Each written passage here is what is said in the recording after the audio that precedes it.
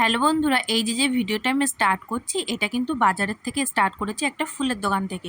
তো এখানে আমি চলে এসেছি কয়েকটা জারবেরা ফুল নিতে। জারবেরা না কি নাম আমি জানি না, অতটা ভুল বললে কিছু মনে করো না। তো একটা হোয়াইট কালার আর একটু ব্লু কালারের ফুল নিতে। তো এখান থেকে ফুল নিয়ে একেবারেই তোমাদের সাথে আমার দেখা হচ্ছে সন্ধেবেলা, একেবারে ফ্রেশ হয়ে চলে এসেছি।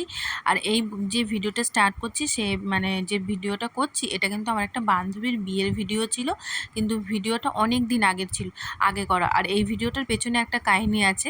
এই ভিডিওটা না আমি এমন মুহূর্তে মানে লাস্ট ফিনিশিং যখন বান্ধবীর সিঁদুরদান হচ্ছে সেই মুহূর্তে ভিডিও করতে করতে আমার ফোন যে সুইচ অফ হয়েছে আর অন হয়নি, মানে ফোনটা খারাপ হয়ে গেছিলো। তো যেহেতু ফোনের মেমোরি ছিল, মেমোরির মধ্যে ভিডিওগুলো লোড হয়েছিল। আর আমি এখন যে নতুন ফোন কিনেছি এটা আবার মেমোরি সেট হয় না, তো অনেক কষ্ট করে ভিডিওগুলো আজকে আমি হাতে পেয়েছি, তারপরে আমি তোমাদের সাথে শেয়ার করছি। আর এই ভিডিওটা কিন্তু শীতকালের ভিডিও ছিল, তো সেই কারণে কিন্তু এখানে আমাকে তোমরা সোয়েটার পরে দেখতে পারবে। আবার কেউ বলো না যে গরমের মধ্যে সোয়েটার পরে বসে আছি। আর এদিকে আমার শরীরটাও তখন ভালো ছিল না, ঠান্ডা লেগেছিল। সকাল থেকে দেখছি চোখটাও ফোলা ফোলা ছিল, কিন্তু সন্ধ্যের মুহূর্তে দেখলাম চোখটা নাকি একটু ঠিক হয়েছে। এবার ভিডিওর পার্টগুলোও না আমার কোনটা আগে পরে সেরকম মনে নেই, তাও যতটা পেয়েছি ততটাই মানে দেওয়ার চেষ্টা করেছি।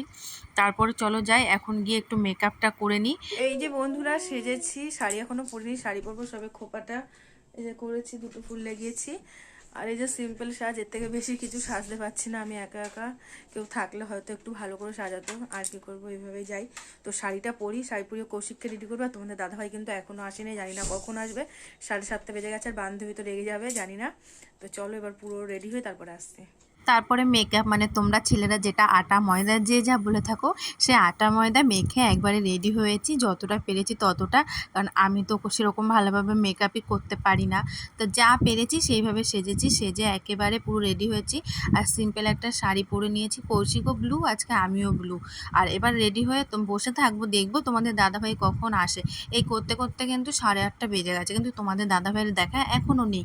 মানে কোনো যদি নিমন্ত্রণ বাড়িতে যেতে হয়, তোমার দাদাভাই কখনো আসে না তাড়াতাড়ি, সেদিনই আমাদের লেট হয়। 10টার আগে যেন কোথাও আমরা গিয়ে পৌঁছতে তো পারি না বললাম। তারপরে দেখো না কেন, মানে এই যে কথা তোমাদের সাথে বলতে বলতে তারপরে তো ওয়েট করেই যাচ্ছি। ওয়েট করতে করতে দেখি প্রায় 9টা থেকে 10 কি 15 হবে, তখন তোমাদের দাদাভাই এসে হাজির। তারপরে ও তড়িঘড়ি করে হাত মুখ ধুয়ে ফ্রেশ হয়ে দেখো ও রেডি হচ্ছে। এবার আমি বললাম, তুমি যদি এত মোটা জ্যাকেটটাই পরো তাহলে ভেতরে শার্টটা পরার কি মানে আছে? বললো, না বাবা, বাইরে এত ঠান্ডা, আমি তো এই জ্যাকেট ছাড়া যাব না। আরে এদিকে এই রেডি হয়ে তারপরে তো কথা বলতে বলতে হঠাৎ করে দেখো আমরা বিয়ে বাড়িতে পৌঁছে গেছি। এই যে আমার ফ্রেন্ড, কি সুন্দর না লাগছে ওর পাশে। ওই যে আমার আরেকটা ফ্রেন্ড আরও আছে 2-3 জন। আর এখানে না সত্যি কথা, সোয়েটার পরে এসে কি ভুল করেছি, আমার না খুব গরম লাগছে। এবার সোয়েটারটা খুলে তো আর হাতে রাখতেও পারছি না।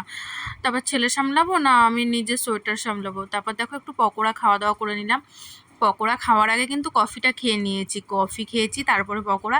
এবার পকোড়া টকোড়া খেয়ে আবার একটু কফি খেয়েছি। খাওয়ার পরে দেখো না এবার চলে গেছি ফুচকা খেতে। বর তো বকাবকি করছে যে এত রাত হয়ে গেছে, তার মধ্যে আবার পকোড়া, কফি, ফুচকা সব কিছু খাচ্ছ। তারপরে আবার কি একটুখানি রেস্ট ফেস্ট নিয়ে আবার বান্ধবীর সাথে ঘোরাফেরা করে তারপরে চলে এলাম খাওয়ার ওখানে। খেয়ে দিয়ে এবার চলে এসেছি আবার একটু বিয়ে দেখতে। এখন বাজে প্রায় 12টার কাছাকাছি। ওর লগ্ন নাকি কটায় ছিল অতটা খেয়াল নেই, মানে 12টা না কটা এরকম হবে, আমার এতটাও মনে নেই। তো বিয়ে হচ্ছে, তো দেখো এখন ও খই ঢালছে, যেটা অগ্নিকে সাক্ষী করে খইটা ঢালতে হয় সেটা। আর এখানে সত্যি সত্যি আমার তো অবস্থা নাজেহাল, মানে সোয়েটারটা পরে এসে মানে বাইরে এত পরিমাণে ঠান্ডা, আর ভেতর আর না গরম লাগছে, যেহেতু হয়তো এত লোক আছে বলে গরম লাগছিল। তারপর দেখো এই যে আমার একটা ফ্রেন্ড সরে গেল, ওকে ভিডিওতে কেন নিয়েছে। আর এ দেখো দাঁড়িয়ে দাঁড়িয়ে আইসক্রিম খাচ্ছে আর বিয়ে দেখছে। আর আমার বরটাকে দেখো, সে তো ওখানে মানে আমাকে চিনতেই পারছে না, অন্যদের সাথে কথা বলে যাচ্ছে। তারপরে এই যে সেই মুহূর্ত, মানে এই মুহূর্তটাই না আমি এত সুন্দর করে ক্যাপচারটা করতে চাইছিলাম, কিন্তু করতে পারিনি। আমার ফোনটা এর পরেই গেছে খারাপ হয়ে, এর জন্য ভিডিওটা লং করতে পারিনি। এই শেষ মুহূর্তর বিয়েটা দেখে, সিঁদুরদান দেখে তারপরে কিন্তু আমরা বাড়ি চলে গেছিলাম। তারপরের দিন আবার ছিল কৌশিকের স্কুলের খেলা, তো সেই কারণে আমি আরও তাড়াতাড়ি চলে গেছি, এর জন্য আর বেশিক্ষণ দাঁড়াইনি। তো এখানেই শেষ করলাম।